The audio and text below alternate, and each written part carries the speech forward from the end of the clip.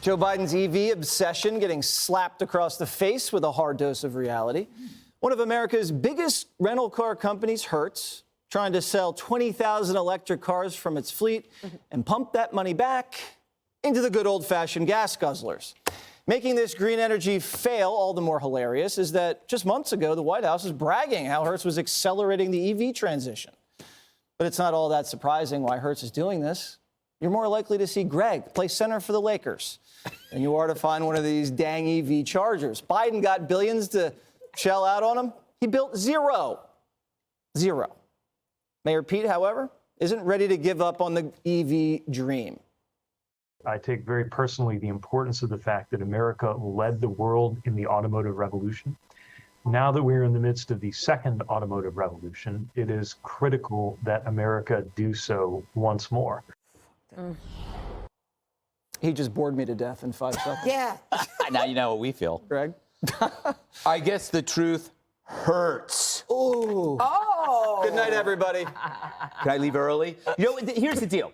The rental car, by its very nature, is supposed to be punished by its user. You pay insurance for it. You do whatever you want to it. It's not the reverse. We don't take on special responsibilities with a rental car. It's supposed to make our lives easier. And you don't put commerce before technology. It's great to innovate. It's great to create. But you don't throw out your old coat until you got a better, warmer one. This issue has been driven by activism and wishful thinking and some profit, and it far exceeded the infrastructure and the capabilities of the industry itself.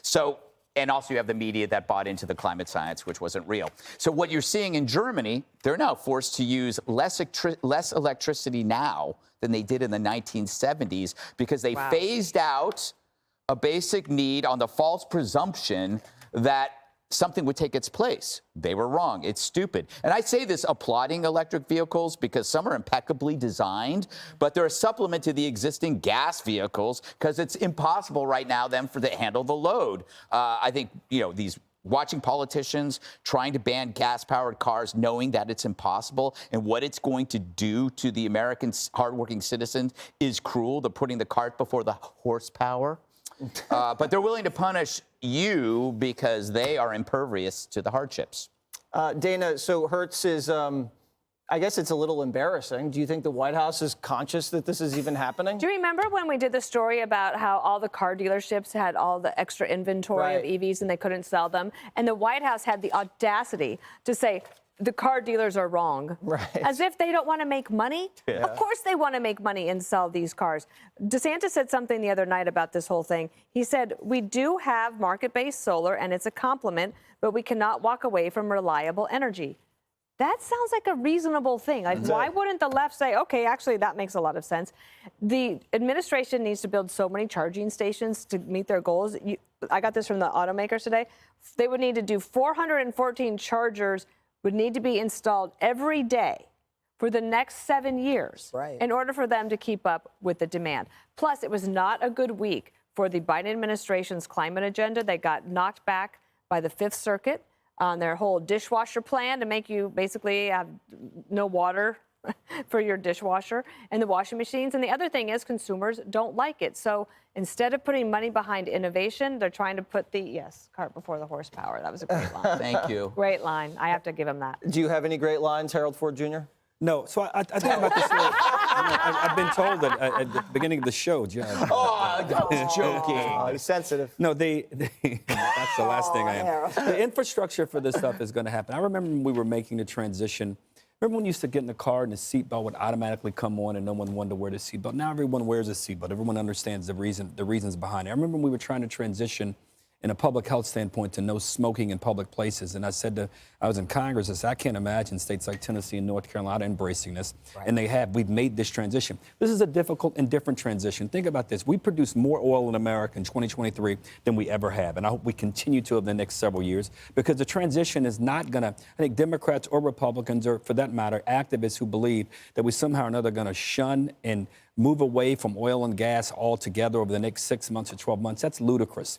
What we should be thinking about is how do we address some of these issues? One of the things that's happening in the car business, the cars that sell the most are hybrids today. And the EV cars are not selling as much, largely because the infrastructure is not there. But I've been a believer when I first started doing shows on this network, the person that had me on the most was Brett Baer, and the person that had me on second most was Dana Perino. And I came on her show, would often say the two people in this country who are the richest are investing in electric vehicles and space exploration. One's name is Elon Musk, and the other's name is Jeff Bezos. We praise Musk around this table for his innovation, for helping to make things faster, cheaper, help make us healthier, help things run more efficiently. He's still a believer that this is the future, and I happen to believe that he's right. But we're not going to transition off of oil and gas altogether. This is a matrix and a more balanced calibration that has to be achieved over the next several years. Right, it can't be done through mandates. That's your takeaway? That was your takeaway. Okay, it's the consumer who will decide whether or not the electric vehicles are going to be part of the mainstream. Look, the consumers don't want it. When you have Hertz, who's going to sell 20,000 vehicles at a loss of something like $250 million of these electric vehicles because people don't even want to rent them. I mean, you've got a real problem. And 57% of the people in this country don't want to buy them. That's because they cost over $50,000 each, whereas your gas vehicle, the average price is $30,000. And EVs in 21, 22, and 23, 79% of them had more problems than vehicles with combustible engines, okay? There are problems. The government set aside $7.5 billion for these charging stations, and there's not a one has been installed yet, okay? So, I mean, stop trying to force us to do something we don't want to do. And I got to tell you, part of my resistance, part of my anger is because this battery is being made in China. All right, well, China's got these coal-fired plants, and they are creating all kinds of problems with the environment. We're giving them business to create these batteries that no insurance company wants to insure, that when they die, they're an environmental problem. And the American people don't want the car. The manufacturers don't want to make the cars. Ford now is cutting back the manufacturing of electric vehicles to half of what they did. And the bottom line is the only people making money are the people who are making the batteries, and that's China. And let me just go a little more on China, just because I want to.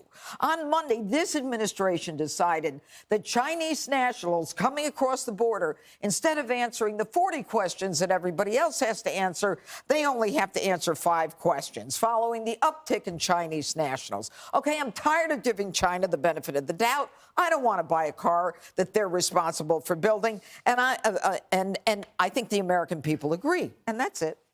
I'm going to get the judge an EV for Christmas next year. I don't want your Christmas present. Secret Santa. Judge is getting an EV. Well, not from China, though. Probably be less expensive. Not from China. Not from China. Hey, Sean Hannity here. Hey, click here to subscribe to Fox News YouTube page and catch our hottest interviews and most compelling analysis. You will not get it anywhere else.